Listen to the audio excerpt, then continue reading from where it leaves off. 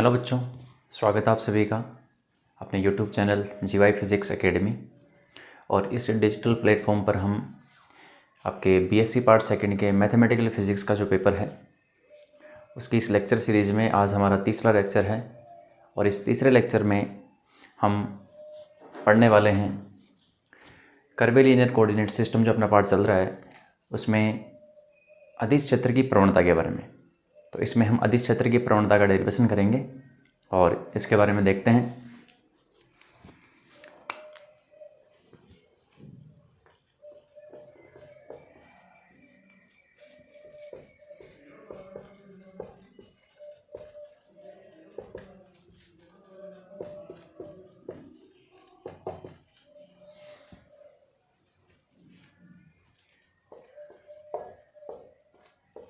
अदिश क्षेत्र की प्रवणता। प्रवणता का मतलब ग्रेडियंट, ये तो आप अच्छे से जानते ही हैं। ग्रेडियंट मतलब या प्रवणता का अर्थ यानी दूरी के सापेक्ष बदलना। तो अदिश क्षेत्र की प्रवणता का मतलब यही होगा कि अदिश क्षेत्र का मतलब कोई अदिश राशि या अदिश फलन, तो उस अदिश फलन का दूरी के सापेक्ष अधिकतम परिवर्तन की दर। और वो हम जानते हैं कि किसी भी अदिश क्षेत्र को हम पृष्ठों के द्वारा रिप्रेजेंट करते हैं। इसका मतलब अधिकतम परिवर्तन की दर हमेशा पृष्ठ के लंबवत दिशा में आती है। इसका मतलब ये हुआ कि जो ग्रेडियंट है वो एक वेक्टर क्वांटिटी है, क्योंकि उसकी डायरेक्शन है vector perpendicular to the plane, यानी किसी भी क्षेत्र के या किसी भी पृष्ठ के परपेंडिकुलर एक डायरेक्शन लेनी है तो उसको अपन एन कैप लेके चलते हैं। तो यहाँ पर हम वक्र रेखीय निर्देश तंत्र की बात कर रहे हैं। इसका मतलब अपने पास इस प्रकार से हमने इसको बना लिया U1, U2 एंड U3। और इस वक्र रेखीय निर्देश तंत्र में, जो कि इसका मूल बिंदु O है, इस वक्र रेखीय निर्देश तंत्र में हमने यहाँ पर दो पृष्ठ लिए हैं। एक यहाँ पर पृष्ठ है, ये सरफेस है, और इस सरफेस का नाम है S1। इस सरफेस का नाम S1 है। और इस सरफेस S1 के ऊपर जो अपना अदिश राशि है उसकी वैल्यू है फाई। ठीक है, क्लियर है।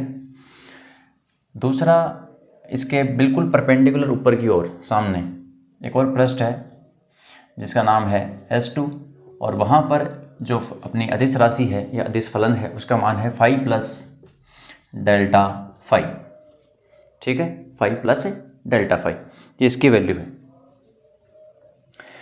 अब हमने यहाँ पर एक ज्योमेट्री का यूज करना है, और हमें क्या करना है कि इसके ऊपर हमने एक पॉइंट ले लिया, इस सरफेस के ऊपर एक पॉइंट ले लिया। ये सरफेस है, ऐसा नहीं है कि रिंग बनी हुई है, रिंग नहीं है, एक पृष्ठ है इस प्रकार से। ठीक है, तो इसके ऊपर एक पॉइंट है P, कैपिटल P, और इसका मूल बिंदु के सापेक्ष जो दूरी है या स्थिति सदिश है ये है R1 वेक्टर, या R वेक्टर मान लीजिए आप। ठीक है, R वेक्टर मान लीजिए, इसको हटा देंगे, फॉर एग्जाम्पल R वेक्टर ही है ये R वेक्टर हो गया। इसी के ऊपर दूसरा पॉइंट है, और या फिर अपन ऐसे कह सकते हैं कि इस पे जो आपका S2 सरफेस है वहाँ पर भी एक पॉइंट ले सकते हैं। जैसे यहाँ पर मान लीजिए कि ये एक पॉइंट है Q। ठीक है, मतलब नीचे वाले सरफेस S1 के ऊपर तो पॉइंट है P जिसका पोजीशन वेक्टर है R वेक्टर, और ऊपर वाला एक सरफेस है S2 जिसके ऊपर एक पॉइंट है Q, और उसका पोजीशन वेक्टर कितना है, ये पोजीशन वेक्टर हमने ले लिया R vector plus delta R vector, यानी उसकी डिस्टेंस क्योंकि ज़्यादा होगी, वो ऊपर है, तो R vector plus delta R vector हमने ले लिया स्थिति सदिश। तो ये जो पॉइंट Q है ये रैंडम डायरेक्शन के अंदर है। ठीक है, उसके बाद में हमने एक और पॉइंट चूज किया, एक और पॉइंट चूज कर लिया हमने। ठीक, और ये पॉइंट है, हमने इसको नाम दिया है PQN, इसको N दे दिया इस पॉइंट को। ये पॉइंट N क्यों है, इस पॉइंट P से बिल्कुल परपेंडिकुलर है ये परपेंडिकुलर है इससे, हमने इसको ज्वाइन कर दिया। और ये जो डिस्टेंस है PN, ये PN डिस्टेंस है डेल्टा N के इक्वल, तो ये वाली डिस्टेंस है डेल्टा N। ठीक है, PN जो कि परपेंडिकुलर डिस्टेंस है, मतलब जैसे अपने पास दो प्लेन हो, जैसे फॉर एग्जांपल मैं आपको यहाँ पर रिप्रेजेंट करके दिखाता हूँ। जैसे ये दो प्लेन हैं, दो सरफेस हैं, इनके बीच की परपेंडिकुलर डिस्टेंस है ये। जैसे एक नीचे पॉइंट P है और ये N है, ठीक है। अब N तो परपेंडिकुलर है लेकिन Q ऐसे है, ठीक है, रैंडम डायरेक्शन में, और ये वाला PN, ठीक है। तो ये वाली तो कंडीशन PN की है और ये वाली है PQ की, मतलब N यहाँ पर है और Q यहाँ पर है, दो पॉइंट अपने चूज कर लिए। अब आपको क्या करना है कि एक तो आपको PQ वेक्टर निकालना है। हालांकि ये जो है ये तो एक लाइन होगी जो कि ऊपर वाले सरफेस S2 के अंदर हो जाएगी। कौन सी लाइन? NQ। और ये यहाँ पर बनेगा 90 और इसकी दिशा को आगे बढ़ाओगे तो ये बनेगा N कैप, एकांक सदिश, ठीक। अब आपको PQ वेक्टर निकालना है, PQ वेक्टर। तो PQ वेक्टर निकालने के लिए आप P को और Q को ज्वाइन करोगे और इस प्रकार से ये डायरेक्शन हो जाएगी। यानी आप देखोगे कि R वेक्टर यानी OP vector plus PQ vector is equal to आएगा आपके पास OQ वेक्टर, यानी R vector plus PQ vector is equal to R vector plus delta of R vector. R vector से R vector cancel, PQ vector की जो value है वो यहाँ से डेल्टा ऑफ R वेक्टर आ गई। यदि आपको इसकी वैल्यू निकालनी हो तो ये डेल्टा R आ जाएगा डिस्टेंस में, ठीक है। तो आप हालांकि इसको नोट कर सकते हैं, यानी PQ की जो लेंथ आएगी वो आएगी डेल्टा R, और आना ही है, नीचे वाले की R है, ऊपर वाले की R प्लस डेल्टा R है, तो बीच वाले क्या हो जाएगी? Delta R vector. सिंपल सा क्लियर है यहाँ से तो, ठीक है। अब हमें इसकी डेफिनेशन लिखनी है क्योंकि हमारे पास जो PN है वो डेल्टा N है, PQ है वो डेल्टा R है। तो अब हम इसकी डेफिनेशन लिखेंगे कि अदिश क्षेत्र की प्रवणता एक्चुअल में होता क्या है।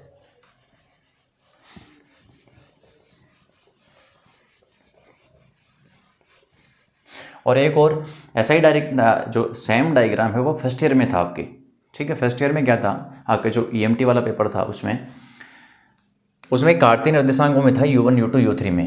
अब PQ वेक्टर और जो PN वेक्टर है इनके बीच में ये जो एंगल है ये है थीटा, बीच में एंगल कितना है? थीटा। मतलब ऐसी कंडीशन है कि PQ वेक्टर तो ऐसे परपेंडिकुलर है, जैसे P नीचे है, ये N है, ये Q है, तो ये तो PN वेक्टर ऐसे परपेंडिकुलर, और ये PQ वेक्टर, एंगल कितना बन रहा है बीच में? थीटा, ठीक है। तो आप इसमें पहले ही निकाल लो कि जैसे ये आधार है, ये लंब है, आधार और लंब में क्या रिलेशन होता है? कोस थीटा का। तो यहाँ से कोस थीटा क्या आ जाएगा?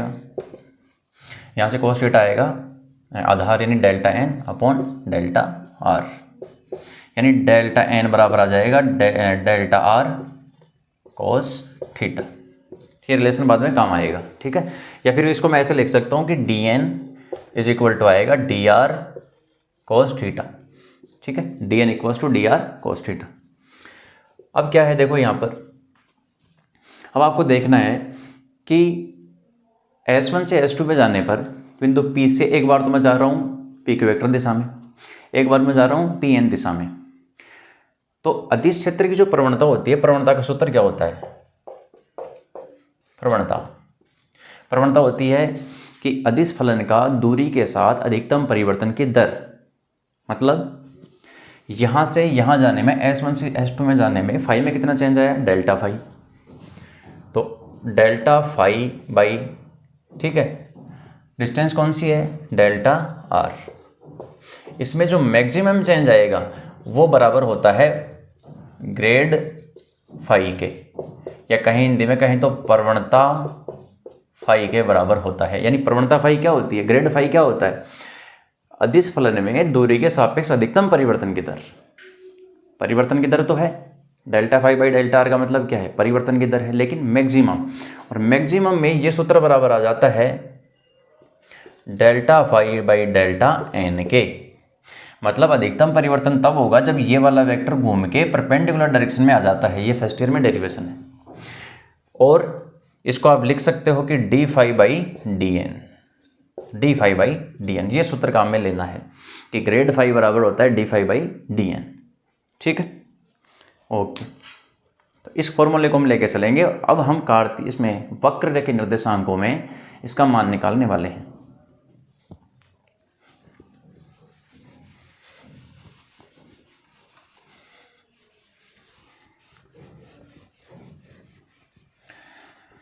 तो आप यहाँ से देख लीजिए कि यहाँ से यहाँ तक जाने में जो डी एन बराबर है डी आर कोस थीटा है। दूसरी बात, पी से क्यू तक जाने में विस्थापन है डेल्टा आर वेक्टर, या फिर हम कहेंगे डी आर वेक्टर।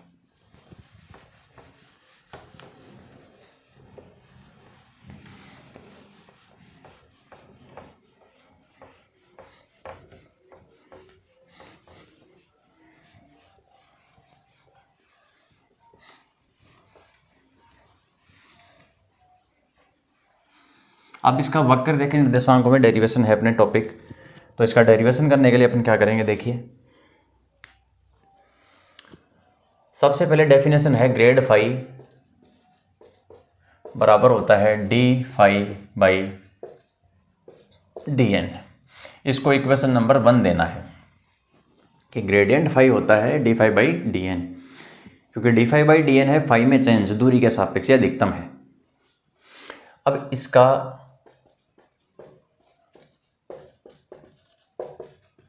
विस्थापन सदिश डी आर वेक्टर के साथ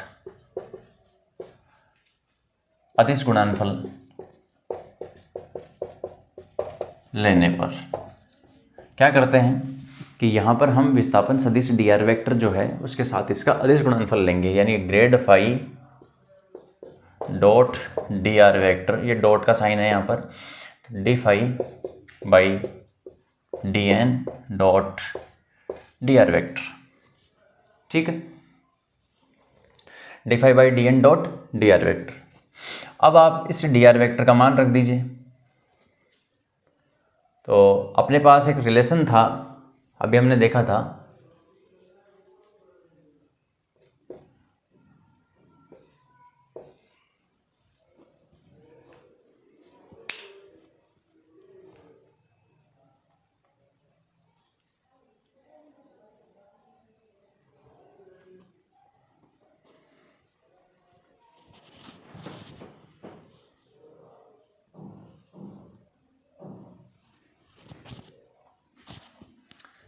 हाँ जी, कंटिन्यू करते हैं इसको। अपने पास हाँ ग्रेड फाई बराबर है D phi by D N, equation number first, grad phi dot D R अदिश गुणनफल के साथ में ये प्रोसीजर है जिसको आप फॉलो करना है।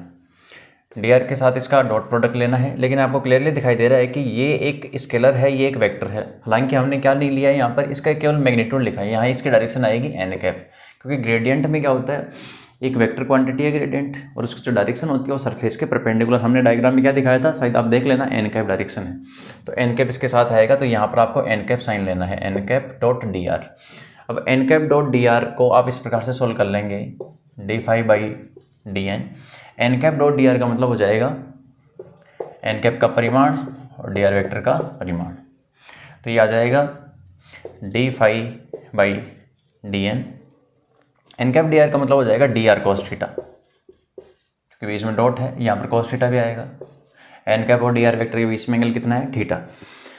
अभी हमने देखा था कि डी आर कोस थीटा किसके इक्वल है, डी एन के, इसका मतलब D phi by D N, और यहाँ से डी एन से डी एन कैंसिल, और ये किसके इक्वल आ गया, डी फाई, इक्वेशन 2। यानी मतलब बात कहने की ये है कि grad phi dot D R यानी अदिश क्षेत्र की प्रवणता, जो कि एक सदिश राशि है, उसका डी आर वेक्टर के साथ एक सदिश राशि के साथ डॉट प्रोडक्ट किया, अदिश गुणनफल किया, तो अपने पास मिला है डी फाई। डी फाई का एक मान तो यहाँ से आ गया, डी फाई का एक मान कितना आया, grad phi dot D R. अब हम डी फाई का दूसरा मान निकालने वाले हैं, और फिर जो अपने पास एक नई समीकरण आएगी उसका इस समीकरण 2 से तुलना करवाएंगे, और तुलना करवाते ही हमें इस ग्रेड फाई की वैल्यू निकल के आ जाएगी वक्र रेखीय निर्देशांकों में u1, u2, u3 में, ठीक है। कार्तीय का मतलब तो XYZ के रूप में आता है। अब देखिए क्या है प्रोसीजर, अगला पॉइंट, इसका प्रोसीजर ये है कि आपको मानना पड़ेगा, माना u1, u2, u3, इसका मतलब क्या है, वक्र रेखीय निर्देशांक,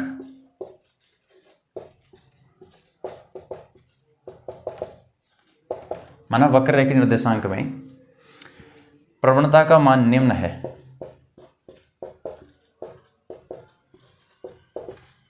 क्योंकि प्रवणता एक सदिश राशि है, इसका मतलब ग्रेड फाई बराबर, हम मान के चल रहे हैं कि इसकी वैल्यू आएगी G1 E1 cap plus G2 E2 cap plus G3 E3 cap. हम ये मान के चल रहे हैं कि चूंकि ग्रेडियंट फाई एक सदिश राशि आता है, इसका मतलब डायरेक्शन भी आएगी उसके साथ।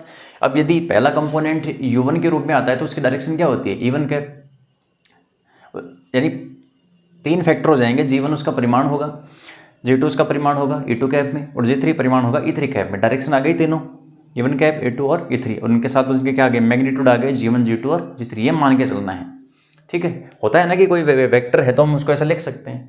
अब जैसे आप लिख देते हैं कि a1 e1 cap, a2 e2 cap, a3 e3 cap, वैसे मान के चल सकते हैं, ठीक है।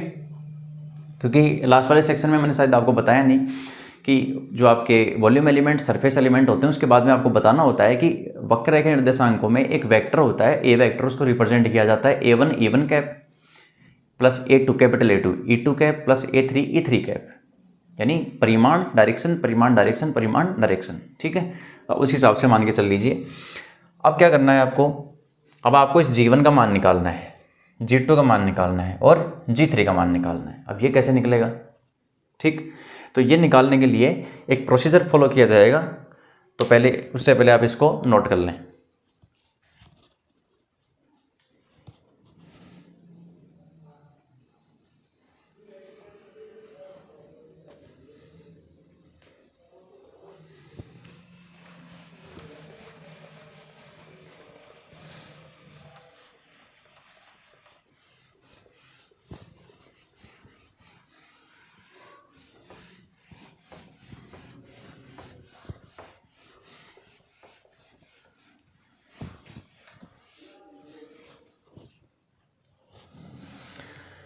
तो इसके बाद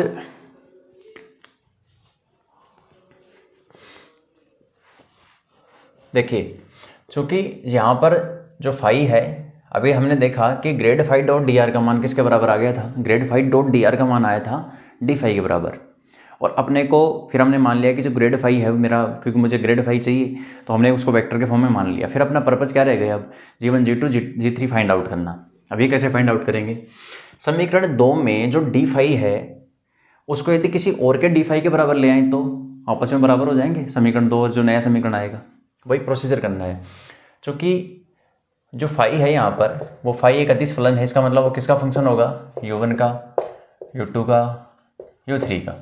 अब जब फाई u1 u2 और u3 का फंक्शन है, फलन है, क्योंकि फंक्शन है, अदिश क्षेत्र है, अदिश क्षेत्र का मतलब दूरी पर तो डिपेंड करेगा, तो इसका संपूर्ण अवकलज आप कैसे निकाल सकते हो, del phi by del u1 du1, del phi by del u2 du2, और del phi by del u3 du3, ऐसे निकाल सकते हो आप। आंशिक अवकलन की सहायता से आपने निकाल लिया, समीकरण नंबर 4 हो गया ये, ठीक है। डी फाई बराबर del phi by del u1 du1 plus del phi by del u2 du2 plus del phi by del u3 du3। अब ये आपके पास एक डी फाई आ गया, ठीक। अब इसको आप अदर फॉर्म में किस प्रकार से कन्वर्ट करके लिखोगे, जैसे आपके पास इसका ग्रेड फाई के साथ आपको डॉट लेना है, तो आप क्या करोगे, अब आपको grad phi dot D R vector का मान निकालो। Grad phi dot D R vector जो कि किसके बराबर है, डी फाई के। ध्यान से देखना कि डी फाई का मान ये आ गया, समीकरण नंबर 4। ये तो है आंशिक अवकलन की सहायता से। एक हमने पहले निकाला समीकरण 1 और 2 में कि grad phi dot D R का मान कितना है, डी फाई। इसका मतलब ये वाला पार्ट इसके बराबर होगा या नहीं होगा, बिल्कुल होगा। ये मैंने लिखा है समीकरण 2 के आधार पर कि grad phi dot D R किसके बराबर है, डी फाई के, ठीक है। और ये मेरा 4 है, इसका मतलब ये वाले पार्ट आपस में बराबर हो जाएंगे, अतः ये बराबर हो जाएगा grad phi dot D R, ये बराबर हो जाएगा इसके del phi by del u1 du1 plus del phi by del u2 du2 plus del phi by del u3 और du3। इक्वेशन नंबर 5, ठीक है। अब grad phi dot D R का मान ये आ गया। अब अपना पर्पस तो ये है ना कि g1 g2 g3 find out करना। तो हमें क्या करना है, जो हमने माना था grad phi G1 G2 G3 वाली फॉर्म में वो, और डी आर वेक्टर। पहले आप देख लो कि डी आर वेक्टर का मान अभी तक मैंने लिखा नहीं है। डी आर वेक्टर होता क्या है, लास्ट वाले सेशन में हम कर चुके हैं कि इसकी वैल्यू होती है H1 E1 cap DU1 plus H2 E2 cap DU2 plus H3 E3 cap DU3। ये होता है डी आर वेक्टर। तो इस डी आर वेक्टर को यहाँ पुट करोगे और इस ग्रेड फाई की जगह क्या रखोगे, जो आपने माना था, मतलब मानने वाली बात यहाँ रखनी है, क्योंकि grad phi dot D R, तो डी फाई वो पहले निकल गया। एक डी फाई आंशिक अवकलन से ये आया, तो समीकरण 2 और 4 को जब बराबर किया तो grad phi dot D R का मान ये आया, जो कि 5 समीकरण हो गया। अब इस 5 में क्या दिक्कत है कि इधर D1 DU2 DU3 तो है, लेकिन यहाँ पर grad phi dot D R है। डी आर का मान तो ये डेफिनेशन से रखोगे, ग्रेड फाई का मान कहाँ से रखोगे, जो आपने माना है। रखो G1 E1 cap plus G2 E2 cap plus G3 E3 cap, ये ग्रेड फाई हो गया। डॉट ये आ जाएगा पूरा डी आर वेक्टर, और सामने क्या है, सामने जो चल रहा है वो वाला पार्ट है समीकरण नंबर, समीकरण नहीं देना है इसको, सामने जो ये वाला पार्ट है, ठीक है, ये आ जाएगा। अब इसमें देखो आप, डॉट है, E1 का E1 के साथ डॉट होगा, E2 का E2 के साथ, E3 का इस E3 के साथ। तो जब डॉट करोगे तो E1 का E1 के साथ डॉट होगा, इसका मतलब G1 H1 DU1 बच जाएगा, G1 H1 DU1। दूसरे में देखो G2 H2 DU2 आ जाएगा, G2 H2 DU2। अगले में आएगा G3 H3 DU3 बराबर क्या आएगा, जो चल रहा है कौन सा, del phi by del U1 DU1, del phi by del U2 DU2, del phi by del U3 DU3। ठीक है, थोड़ा कैलकुलेशन है, सिंपल है। लेकिन अब यहाँ से क्या करोगे, दोनों साइड में कंपेरिजन करवाओगे। राइट साइड में ये चल रहा है, लेफ्ट में ये आया। देखो DU1 का गुणांक क्या है इधर, G1 H1, इधर क्या है DU1 का गुणांक, del phi by del U1, मतलब G1 H1 इसके बराबर होगा, G2 H2 इसके बराबर होगा, G3 H3 इसके बराबर होगा, और यहाँ से G1 G2 G3 का मान निकल जाएगा।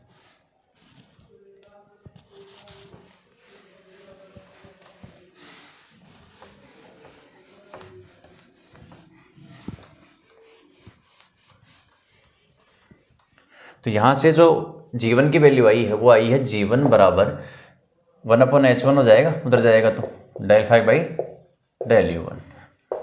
G2 की कितनी वैल्यू आई है, 1/H2 del phi by del U2, और G3 की 1/H3 del phi by del U3। ठीक है, G1 G2 G3 मान निकल गए। इसका मतलब ग्रेड फाई की वैल्यू कितनी आ गई, जो आपने माना वो आ गई G1 H1 G1 E1 cap, मतलब इसके साथ आ जाएगा E1 cap upon H1 del phi by del U1, E2 cap upon H2, E3 cap upon H3। ठीक, ये आ गया ग्रेडियंट का फॉर्मूला, किसमें, वक्र रेखीय निर्देशांकों में। कार्टेशियन में होता है del phi by del X I cap, del phi by del Y J cap, del phi by del Z K cap. तो वहाँ आई जे के होते हैं, यहाँ E1 E2 E3 कैप होते हैं। वहाँ del phi by del X होता है, यहाँ del phi by del U1 होता है, del phi by del U2 del phi by del Y, वहाँ पर del phi by del Z होता है कार्तीय में, यहाँ क्या होता है U3 आएगा। यहाँ एक्स्ट्रा फैक्टर आता है 1/H1 H2 H3 का, क्योंकि स्केल फैक्टर हैं, ये एक्स्ट्रा आएंगे यहाँ पर। एक तो फॉर्मूला आपका ये आया, इसी का दूसरा फॉर्मूला आएगा ग्रेड फाई। इस फाई को आप कॉमन लेके बाहर निकाल दो,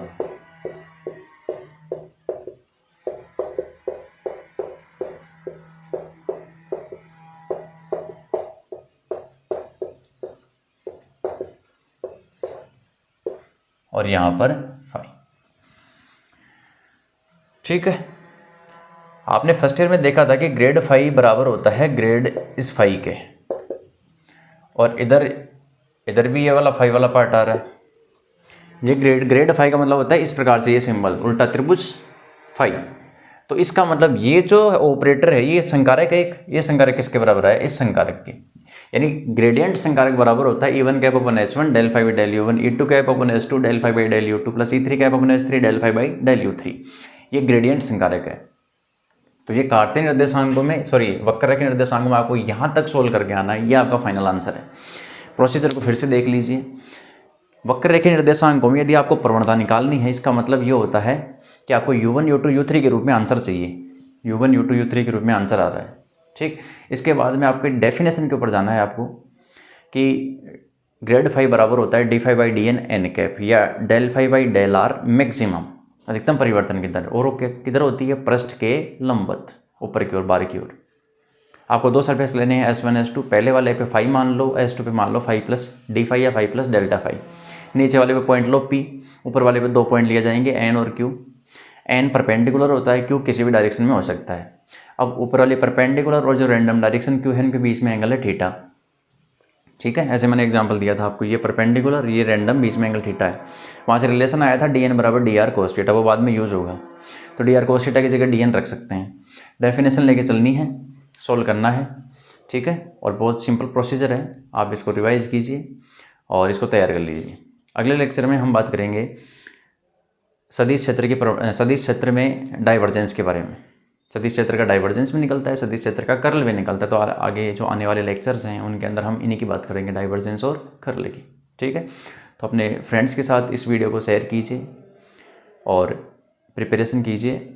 अरे आपके एग्ज़ाम में, जो आपका एग्ज़ाम होने वाला है अभी 2-3 महीनों के अंदर, उसके अच्छे से आप तैयारी कर सकते हैं।